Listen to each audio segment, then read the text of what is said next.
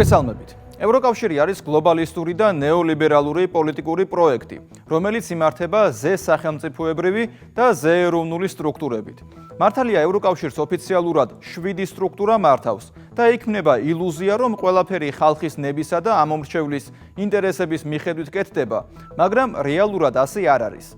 ეს სტრუქტურები საჭიროა იმისთვის, რომ დემოკრატიის პოლიტიკურ პროცესებში ხალხის ჩართულობისა და ღიაობის ილუზია შეიქმნას. ყველას უნდა ეგონოს, რომ გადაწყვეტილების პროცესში მონაწილეობს, მაგრამ რეალურ გადაწყვეტილებებს დახურულ კარს მიღმა იღებენ. ამისთვის კი არსებობს ევროკომისია და ევროპული საბჭო. მართალია მათი შემადგენლობა წევრი ქვეყნებიდან დგება, მაგრამ აქაც არის ბიუროკრატიული შესაძლებლობების საიმისოდ, რომ ევროკრატებმა თავიანთი მიზანი გაიტანონ და წევრი ქვეყნების ინტერესებსაც გადააბიჯონ. ასე მოხდა 6 მარტს ბრიუსელში, როდესაც ევროპული საბჭოს საგანგებო შეხვედრა გაიმართა ევროკავშირის თავდაცვასა და უკრაინის მდგომარეობასთან დაკავშირებით. ევროპული საბჭოს საგანგებო შეხვედრის გამართვას ორი მიზანი ჰქონდა. პირველი ზელენსკის რეაბილიტაცია და უკრაინის საკითხის ძველებურად წარმოჩენა იყო. დონალდ ტრამპთან კამათის შემდეგ ზელენსკის რეპუტაცია ისე დაეცა, რომ უარესს ალბათ ვერც ვერავინ წარმოიდგენდა. ამიტომაც ევროკრატებმა და დიპ სტეიტმა ყველაფერი გააკეთეს, რომ ეს შედეგი როგორმე შეერბილებინათ. რაც შეეხება უკრაინის აქტუალობას, აქაც ისევ იმაზე იყო საუბარი, რომ რუსეთთან მოლაპარაკება არ შეიძლება და უკრაინამ უნდა გაიმარჯვოს. უკრაინამ რომ ომში უნდა გაიმარჯვოს, ამას ამბობენ ევროკრატები უკვე 3 წელია, მაგრამ რას ნიშნავს ეს გამარჯვება, ჯერ ბოლომდე და მკაფიოდ ვერავინ ამბობს. ცალკე საკითხია ის, რომ ევროკავშირის პოლიტიკური ელიტიდან ომიდან მე-4 წელსაც კი არავის უცდია რუსეთის მხარესთან მოლაპარაკება. არადა რეალობა მაჩვენა, რომ თუ მოლაპარაკების რეალური სურვილი არსებობს და საქმეზე ლაპარაკი საჭიროა, მაშინ თურმე ყველაფერი გამოდის. საქმიანი მიდგომა გამოიჩინა შტატების პრეზიდენტის ადმინისტრაციამ და რიადში შეხვედრაც გაიმართა. ყველა სხვა საკითხთან ერთად ვაშინგტონი და მოსკოვი საელჩოების მუშაობის გააქტიურებაზე შეთანხმდნენ. ეს სურათი ევროპელი პოლიტიკური ბიუროკრატიისთვის კარგი საყურებელი ნამდვილად არ იყო. მათ როგორც დიპ სტეიტის მარიონეტებს იმის მტკიცება ევალებათ, რომ ბუნდოვან მომავალში პუტინი ნატოს რომელიმე ქვეყანას თავს დაესხმება. ამიტომ მას ვერ დაელაპარაკებიან და მუდმივად სამხედრო ხარჯებს უნდა ზრდიდნენ ევროპელები. ბრიუსელში ევროპული საბჭოს შეხვედრაზე გამოჩნდა ევროკავშირის მეორე მხარეც. იმისთვის, რომ უკრაინასთან დაკავშირებით დასკვნა მიეღოთ, საჭირო იყო 27 წევრი სახელმწიფოს თანხმობა, მაგრამ უნგრეთი ეწინააღმდეგებოდა და ახლაც ეწინააღმდეგება გაუთავებელ საომარ რიტორიკას და ომის პოლიტიკას. ამიტომ ანტონიო კოშტამ, ევროპული საბჭოს პრეზიდენტმა, გამოიყენა ბიუროკრატიული შესაძლებლობა და უნგრეთი განზე დატოვეს. უკრაინასთან დაკავშირებით ჩანაწერი ევროკავშირის თავდაცვის შესახებ დასკვნას დანართის სახით დაუმატეს. ასე მარტივად შეიძლება ითქვას, რომ უნგრეთს ევროპულ საბჭოში ხმის უფლება დაუბლოკეს. ევროპულმა საბჭომ ასევე მხარი დაუჭირა ფონ დერ ლაიენის გეგმას ევროკავშირის თავდაცვისთვის 800 მილიარდი ევროს გამოყოფისთვის. საოცარი დამთხვევაა, რომ ეს გეგმა ფონ დერ ლაიენს მაშინ მოაფიქრდა, რაც ტრამპმა უკრაინის საკითხთან დაკავშირებით მოლაპარაკებების წარმოება მოინდომა. რა თქმა უნდა, არც უკრაინა დატოვეს გულდაწყვეტილი.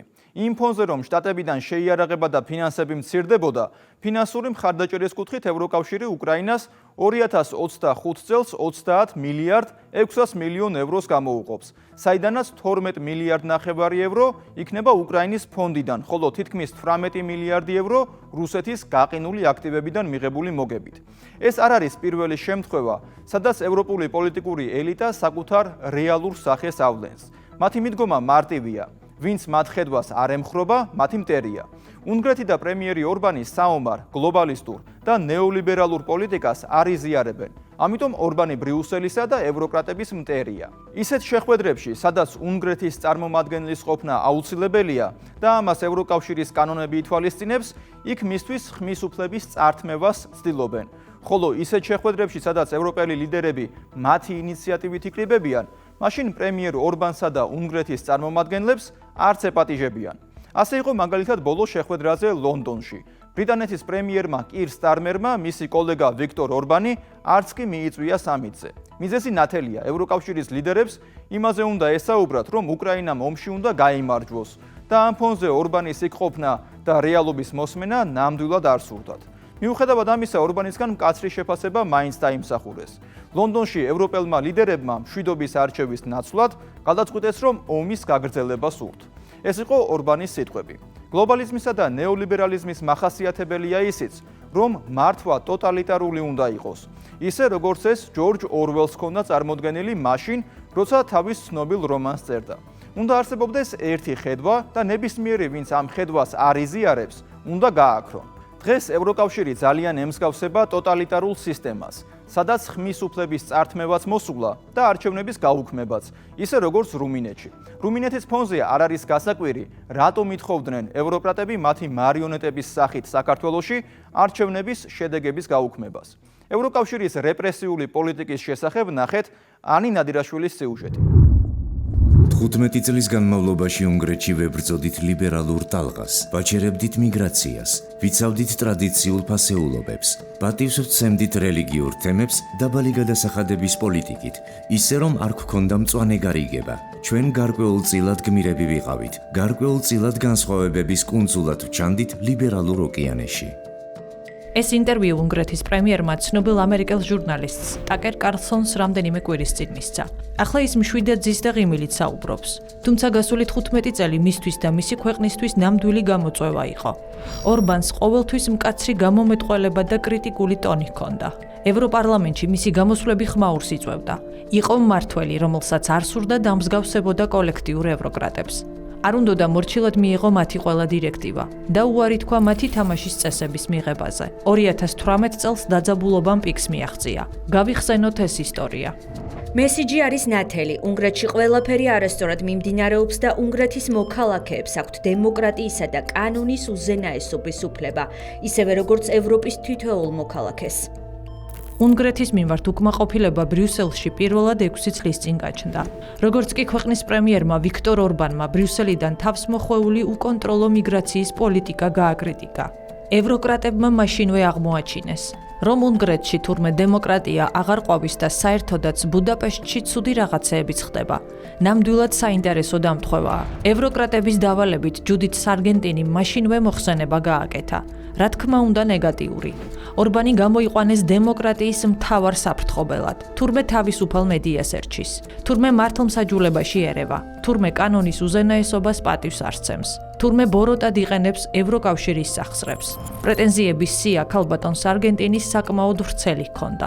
მის სიაში კიდევ ბევრი თურმეა. მოკლედ ანგარიში მაქსიმალურად ნეგატიური იყო. იმდენად ცუდი და კრიტიკული, რომ გაგრძელება ჰქონოდა. ევროკრატებმა სარგენტინის მოხსენებას კენჭი უყარეს და ევროპის საბჭოს უნგრეთისთვის ხმის უფლების შეჩერება ურჩიეს. ევროკავშირის წევრი უნგრეთი 2004 წელს გახდა.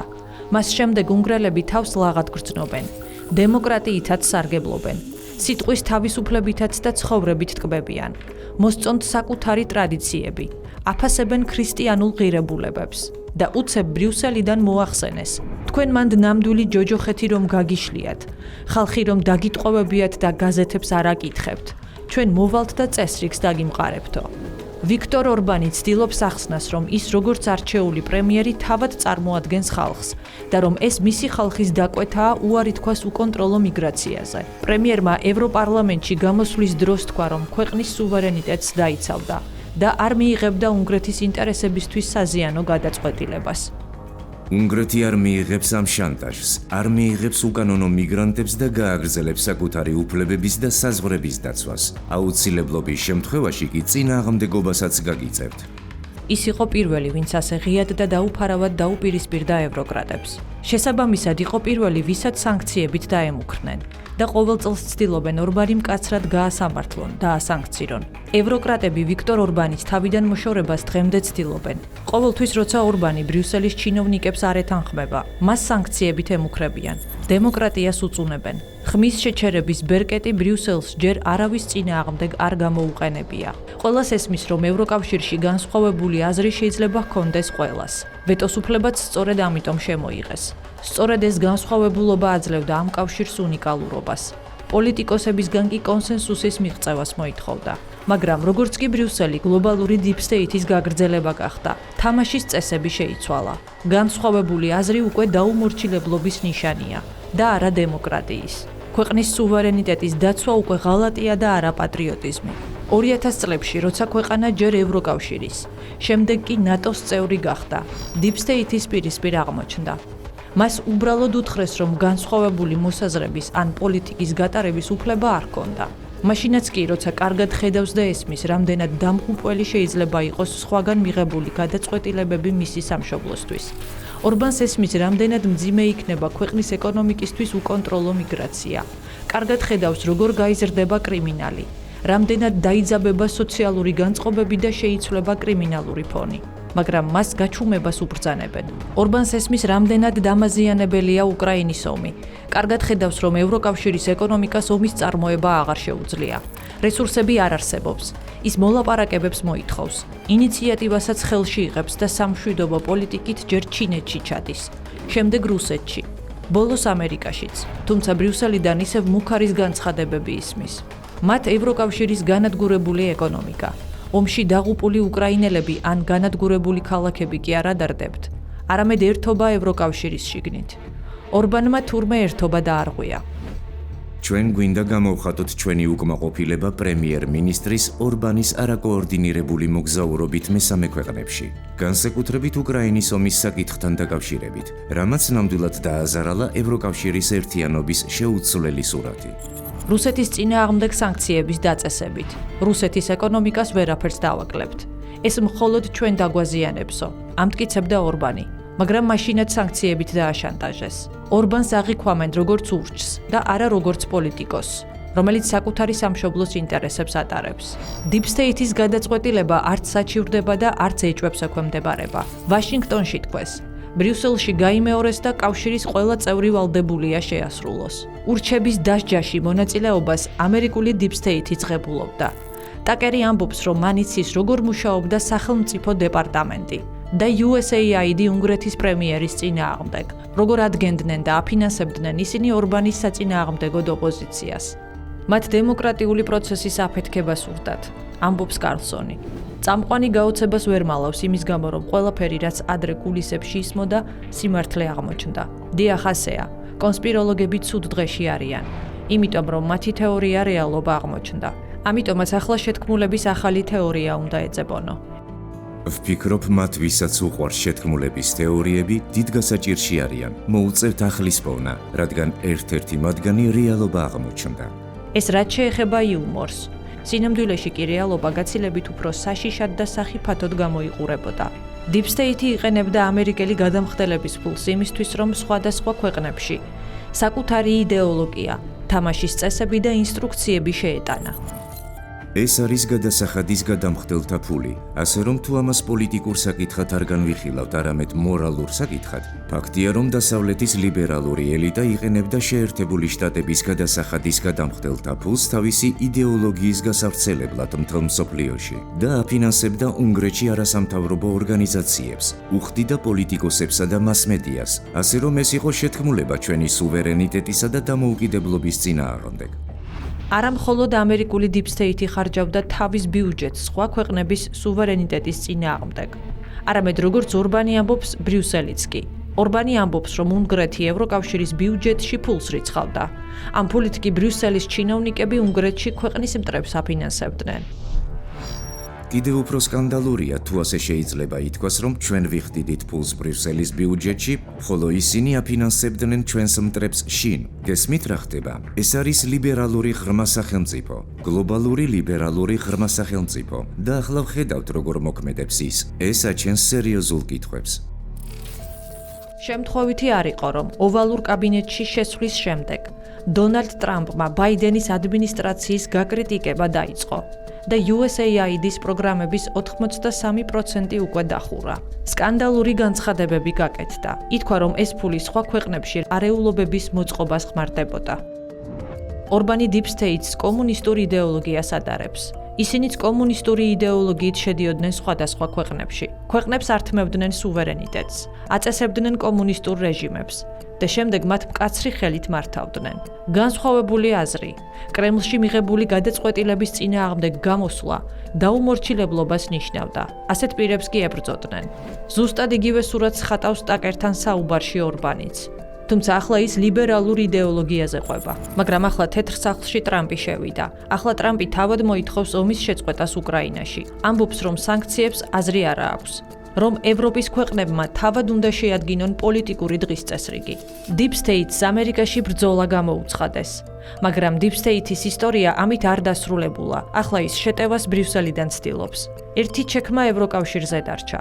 ევროკრატები ისევ ორბანის წინააღმდეგ გამოდიან და ისევ მისთვის ხმის უფლების შეჩერებას ითხოვენ.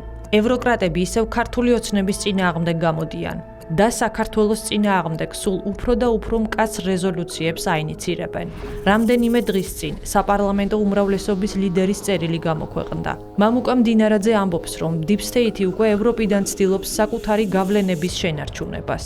ამისთვის კი საქართველოში აფინანსებს რადიკალიზმს, ქმნის ხელოვნურ კრიზისებს, ცდილობს ლეგიტიმურად არჩეული ხელისუფლების დამხობას. ბოლო პერიოდში საქართველოსთან და ქვეყნის ლეგიტიმურად არჩეულ ხელისუფლებასთან მიმართებით ევროკავშირის წევრი არაერთი ქვეყანა განსაკუთრებულ აგრესიას გამოხატავს. მათ შორის კი ყველაზე უხეში და სიცრუეზე აგებული რიტორიკით ბალტიისპირეთისა და სკანდინავიის ქვეყნები გამოირჩევიან. ისინი უხეშად ერევიან საქართველოს შიდა საქმეებში, ახალისებენ რადიკალიზმს, ღიად უჭერენ მხარს ხელოვნურ პროტესტს და პირდაპირ ცდილობენ მაქსიმალურად წაახალისონ რადიკალური პროცესები, რომლის მთავარი მიზანი საქართველოს ხელისუფლების დამხობა, მისი აგენტურით შეცვლა და ხელისუფლებაზე სრული კონტროლის დამყარებაა. ეს Deep State-ია, შეუძლებელია შეცდე. მაგალითად, ამომრჩეველი ირჩევს რომელიმე პოლიტიკურ ძალას. მისთვის ყველაზე მისაღები დღის წესრიგით. მაგრამ რაღაც ძალები ელექტორატის ნებას უგულვებელყოფენ. და ასე მოხდა არა მხოლოდ ქართული ოცნების შემთხვევაში. ევრობიუროკრატებს არ სურდათ ლეგიტიმური არჩევნების ცნობა. არამედ მანამდე მოლდოვაში. მაია სანდუმ საპრეზიდენტო არჩევნები წააგო. თუმცა ღამეს ასწაული მოხდა. ევროკავშირმა მას ხმები გამოუგზავნა და გამარჯვებულად გამოაცხადა. ასე მოხდა რუმინეთში, სადაც საკონსტიტუციო სასამართლოს არჩევნები გააუქმებინეს. შემდეგ მათთვის მიუღებელი ფიგურა პოლიციას დააჯერინეს. ახლა კი კალინ ჯორჯესკუს არჩევნებში მონაწილეობის მიღების უფლებაც კი ჩამოართვეს. არადა მას მხარს მოსახლეობის 40% უჭერს და ყველაზე გავლენიან პოლიტიკურ ფიგურად ითვლება. ამიტომაც ამბობს მამუკა მდინარაძე, საქართველოზე Deep State-ის შეტევას აგრძელებს. არ არსებობს არანაირი ლიეტუვის, ესტონეთისა და შვედეთის ხელისუფლება. არ არსებობს ამ ქვეყნების არანაირი საგარეო საქმეთა სამინისტრო, ან ცალკე მდგარი რომელიმე უწყება. ამ ქვეყნებს სრულად აქვთ წართმეული სუვერენიტეტი და ხელისუფლებები. ფორმალური თანამდებობის პირები არა მათი ქვეყნის ინტერესების, არამედ გლობალური ომის პარტიის, Deep State-ის კარნახით მოქმედებენ. სწორედ ამიტომ საქართველოსადმი ამ ქვეყნების თავდასხმა უნდა განვიხილოთ არა როგორც რომელიმე ქვეყნის ქმედება, არამედ Deep State-ის პირდაპირ მცდელობა, რომ საქართველოში ხელისუფლება შეიცვალოს.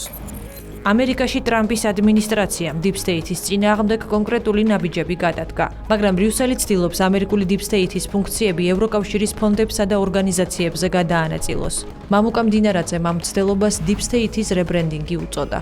დღეს ჩვენ Deep State-ის რებრენდინგის მომსწრენი ვართ. ამ გლობალური და სახიფათო ძალის სისტემური მოდერნიზების და ძველი, გაცვეთილი და უკვე ცნობილი მეთოდების ახალი, შეფარული მეთოდებით ჩანაცვლების. თამამად შეგვიძლია ვთქვათ, რომ მას შემდეგ რაც დახურეს USAID, NED და Deep State-ის კონტროლქვეშ არსებული სხვა დონორი ორგანიზაციები, ეს ფუნქცია ასევე მათი კონტროლის ქვეშ არსებულ ეგრეთ წოდებულ მთავრობებს გადაულოცეს. სწორედ ამიტომ Deep State-ის რებრენდინგისა და მოდერნიზაციის შემდეგ არ უნდა გაგვიკვირდეს, რომ საქართველოსა და მისი ლეგიტიმური ხელისუფლების წინააღმდეგ კიდევ უფრო გახშირდება თავდასხმები, უხეში ჩარევა ქვეყნის შიდა საქმეებში და გამუდმებული მცდელობა, რომ ეროვნული ხელისუფლება აგენტურით შეიცვალოს. ქვეყნები, რომლებიც საკუთარ დამოუკიდებლობას და სუვერენიტეტს იცავენ, Deep State-ის წინააღმდეგ ისევ იბრძვიან. საქართველოს ინტერესებს ევროკავშირში უნგრეთთან ერთად სლოვაკეთიც იცავს. ბრიუსელს ის უკვე დიდი ხანია შავსიაში ყავს შეყვანილი. სლოვაკეთის პრემიერს რობერტ ფიცოს ესროლეს კიდეც. ასე რომ ეს მძიმე და სახიფათო ბრძოლაა და ამ ბრძოლაში თეთრი სახლის პოზიციას და ჩართულობას გადამწყვეტი მნიშვნელობა ექნება. ეს ესმის ყველას. ამიტომაც გულშემატკივრობენ ტრამპს ეს ქვეყნები. საქართველო ჯერ ისევ რჩება Deep State-ის სამიზნედ. მეორე ფრონტი ვერ გახსნეს, ომში ვერ ჩაგვითრიეს, არჩევნებში ვერ გაიმარჯვეს და ახლა სანქციების მუქარით ცდილობენ საქართველოს დაშანტაჟებას. დღეს უკვე ძალიან მკაფიოდ ჩანს, რომ უკრაინაში ომის დასრულებას ევროკავშირის ბიუროკრატია და დიპსტეიტი ყველანაირად ხელს უშლის. ზელენსკი თეთრ სახლში ტრამპთან კამაც ევროკრატების მხარდაჭერისა და წინასწარი მომზადების გარეშე რომ ვერ გაბედავდა, ესეც ნათელია. გაუთავებელი მოთხოვნები მოლაპარაკებების მაგიდასთან ევროკავშირის ყოფნაზე ღიმილის მომგვრელი. რა უნდა გააკეთონ მოლაპარაკებების პროცესში ფონ დერ ლაიენმა, კაია კალასმა და ანტონიო კოშტამ გარდა ხელის შეშლისა. და თუ ხელის შეშლა არ სურთ, რატომ არ იქცევიან ისე, როგორც ტრამპი, რუბიო და ვენსი. მე ივანე შაიშმილაშვილი ვარ. კვირაში 4 ჯერ 21 საათსა და 15 წუთზე. უყურეთ ევროკრატიას.